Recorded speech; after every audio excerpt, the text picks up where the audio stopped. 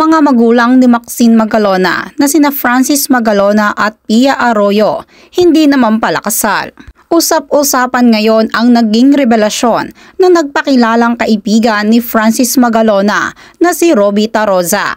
Ayon sa kanya, walang divorce sa Pilipinas kung kaya't kahit merong divorce o annulment, hindi naman umano kasal si Pia Arroyo kay Francis Magalona. Bungad nga na nagpakilalang kaibigan ni Francis Magalona since 1992, was Kiko married to Pia?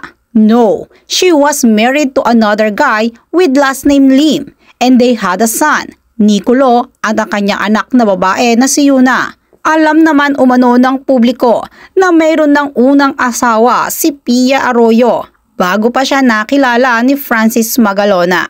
Ayon pa kay Roby, Pia, huwag kang magpabiktim. Wala umanong sumira sa marriage ni Pia Arroyo at ni Francis Magalona dahil hindi naman talaga sila ikinasal sa Pilipinas.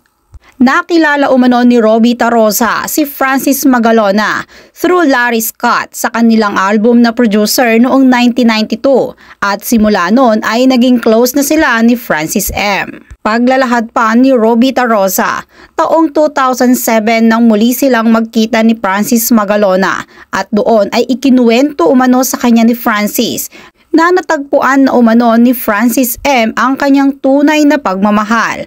Meron na umano siyang ibang kinakasamang babae. Ayon pa kay Roby, habang ikinukwento umano ito ni Francis Magalona sa kanya nang sila ay magkita, napaka-fresh at napakasaya umano ni Francis habang binabanggit na natagpuan na nito ang tunay na pagmamahal sa ibang babae. Ayon pa kay Roby, tapos na umano ang relasyon ni Pia Arroyo at ni Francis Magalona bago pa nito nakilala si Abigail Rait. Hindi na umano matiis pa ni Francis Magalona ang napakapangit na pag-uugali ni Pia. Nagtitiis na lamang umano si Francis Magalona na tumitira o pumupunta sa kanilang bahay para sa kanyang mga anak. Lahad pa ni Roby Taroza, madalas umano silang mag-away, sina Francis at si Pia at kung minsan ay nagkakapisikalan pa umano.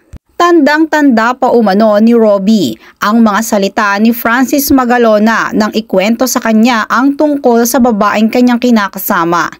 Ang sarap pala ng ganitong real love, Robski. Yan umano ang mga salita ni Francis sa kanya habang ikinukwento ang tungkol sa kanyang tunay na pagmamahal sa ibang babae. Ayon naman sa ilang netizen, kahit pa umano hindi nagsasalita ngayon si Pia Magalona, naging isang buong pamilya umano sila ni Francis Magalona at nagkaroon ng mga anak.